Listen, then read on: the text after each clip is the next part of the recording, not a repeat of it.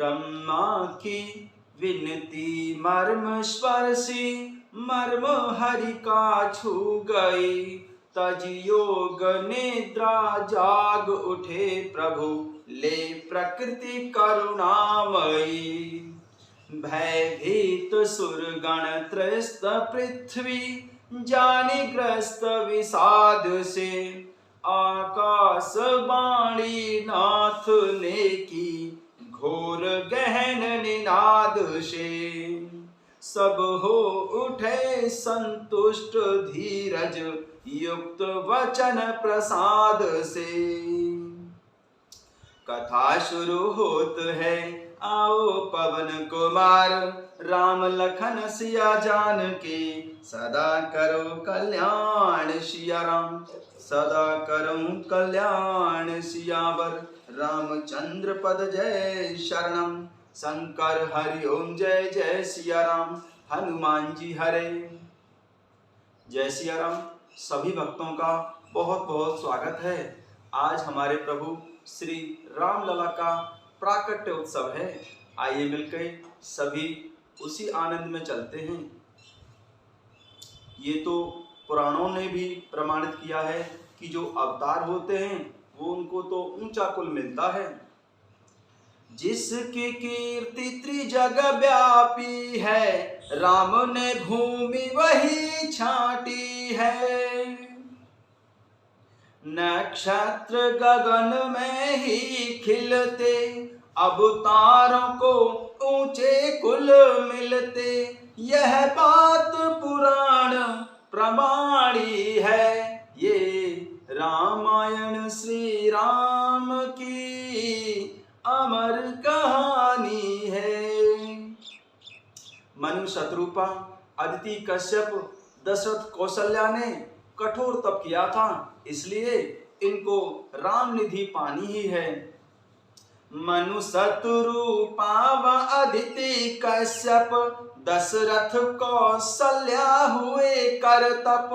इनको तो राम निधि पानी है, ये रामायण श्री राम की अमर कहानी है। श्री हरि की इच्छा है कि देवताओं के लिए तो मैंने बहुत दिया है, उनके लिए स्वर्ग दिया, भोग दिए और बहुत ऐश्वर्य दिया है। अब मनुष्य की कीर्ति को बढ़ाना है। सुरगण को तो अपवर्ग दिया, ऐश्वर्य भोग सुख स्वर्ग दिया। अब नर की कीर्ति बढ़ानी है, ये रामायण श्री राम की अमर कहानी है। ये रामायण श्री राम की अमर कहानी है। आइए अपने प्रसंग पर चलते हैं। जय सिया राम। एक बार भूपति मन माही, भई गलानी मोरे सुत नाही। गुरुग्रह गयौ तुरत महिपाला, चरण लागी करि विनय विशाला। एक बार राजा दशरथ के मन में बड़ी ही ग्लानि हुई कि मेरे पुत्र नहीं है। राजा तुरंत ही गुरु वशिष्ठ के घर गए और चरणों में प्रणाम कर बहुत ही विनय की। निज दुख सुख सब गुरु सुनायौ, कहीं वशिष्ठ बहु विधि समझायौ। धरौ धीर होयौ सुतचारी, त्रिभुवन विदित भगत भयहारी। राजा ने अपना सारा दुख सुख गुरु को सुनाया। गुरु वशिष्ठ जी ने उन्हें बहुत प्रकार से समझाया और कहा, धीरज धरो, तुम्हारे 4 पुत्र होंगे जो तीनों लोकों में प्रसिद्ध और भक्तों के भय को हरने वाले होंगे। श्रृंगी ऋषि वशिष्ठ बुलावा, पुत्र काम शुभ यज्ञ करावा। भगत सहित मुनि आहुति दीन है, प्रगटे अग्नि चरु करुलीन है। वशिष्ठ जी ने श्रृंगी ऋषि को बुलवाया और उनसे शुभ पुत्र कामेष्टि यज्ञ कराया। मुनि के भक्ति सहित आहुतियां देने पर अग्निदेव हाथ में चरु हविष्य खीर लिए प्रकट हुए। जो वशिष्ठ कछु हृदय विचारा, सकल काज भासिद्ध तुम्हारा। यह विबाट देहु न पुजाई, जथा जोग जेह भाग बनाई। और राजा दशरथ ने वशिष्ठ ने हृदय में जो कुछ विचारा था तुम्हारा वह सब काम सिद्ध हो गया।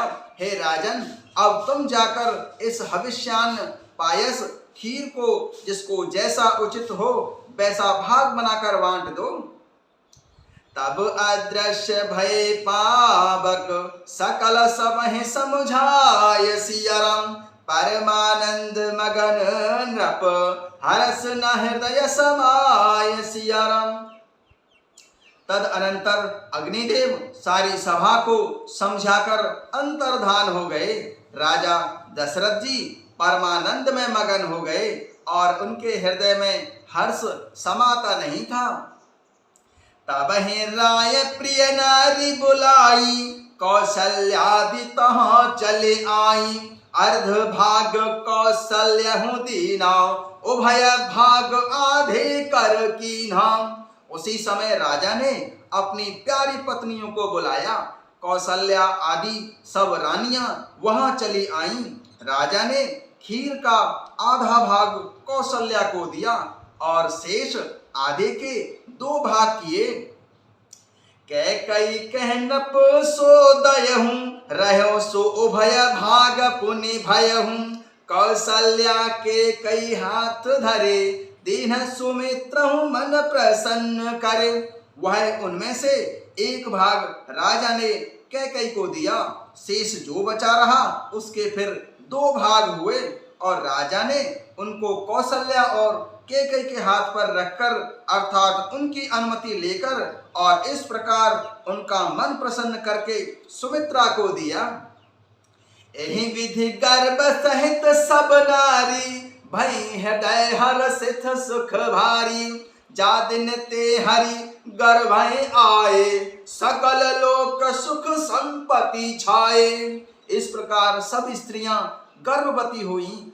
वे हृदय में बहुत ही हर्षित हुई। उन्हें बड़ा सुख मिला। जिस दिन से श्री हरि लीला से ही गर्भ में आए, सब लोकों में सुख और संपत्ति छा गई। मंदिर मह सब राजे रानी, शोभाशील तेज की खानी। सुख जुत कछुक काल चले गयहूं, जेह प्रभु प्रगट सो अवसर भयहूं।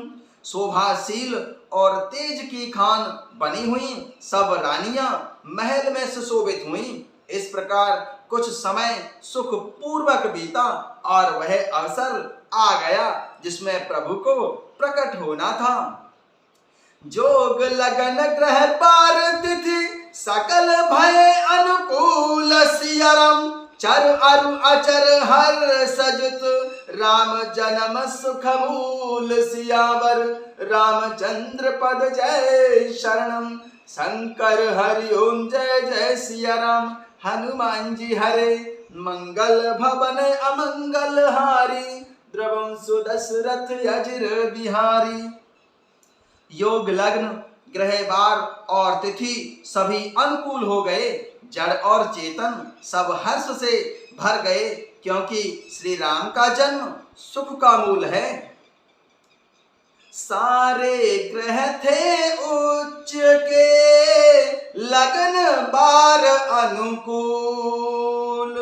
चैत्र शुक्ल नवमी सो तिथि, प्रगटे मंगल मूल।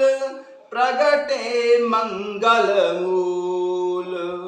संवत्सर आरंभ शुभ, अरुणव वर्ष प्रवेश। संकट हरने भूमि के, आ गए राम रमेश। आ गए राम रमेश। नवमी तिथि मधुमेश पुनीता, शुक्ल पक्ष अभिजित हरि प्रीता। मध्य दिवस अति शीत ना घामा, पावन काल लोक विश्राम। पवित्र चैत्र का महीना था, नौमी तिथि थी, शुक्ल पक्ष और भगवान का प्रिय अभिजीत मुहूर्त। दोपहर का समय था, ना बहुत सर्दी ना धूप, गर्मी ही थी। वह पवित्र समय सब लोगों को शांति देने वाला था। शीतल मंद सुरभि बहबाऊ, हर्षित सुर संतन मन चाऊ। वन कुसुमित गिरि गण मनि आरा, स्रवहि सकल सरितामृत धारा। शीतल मंद और सुगंधित पवन बह रहा था। देवता हर्षित थे और संतों के मन में बड़ा चाव था। वन फूले हुए थे, पर्वतों के समूह मणियों से जगमगा रहे थे और सारी नदियां अमृत की धारा बहा रही थीं। सो अवसर बिरंचि जब जाना, सले सकल सुर साजी विमाना। गगन बिमल संकुल सुरजू था, गावहि गुण गंधर्व बरु था। जब ब्रह्मा जी ने वह भगवान के प्रकट होने का अवसर जाना, तब उनके समेत सारे देवता विमान सजा सजा कर चले। निर्मल आकाश देवताओं के समूह से भर गया। गंधर्वों के दल गुणों का गान करने लगे। बरसहि सुमन सुअंजलि साजी, गह गई गगन दुमधुबी बाजी। स्तुति करहि नाग मुनि देवा, बहुविधि लावै निज निज सेवा। और सुंदर अंजलियों में सजा सजा कर पुष्प बरसाने लगे। आकाश में घमाघम नगाड़े बजने लगे। नाग मुनि और देवता स्तुति करने लगे और बहुत प्रकार से अपनी अपनी सेवा उपहार भेंट करने लगे। सुर समूह बिनती कर पहुँचे निज निज धाम सियाराम। जग निवास प्रभु प्रगटे, अखिल लोक विश्राम सियावर। रामचंद्र पद जय शरणम, शंकर हरि ओम जय जय सिया राम। हनुमान जी हरे। देवताओं के समूह विनती करके अपने अपने लोक में जा पहुंचे। समस्त लोगों को शांति देने वाले जगत आधार प्रभु प्रकट हुए। जय सिया राम।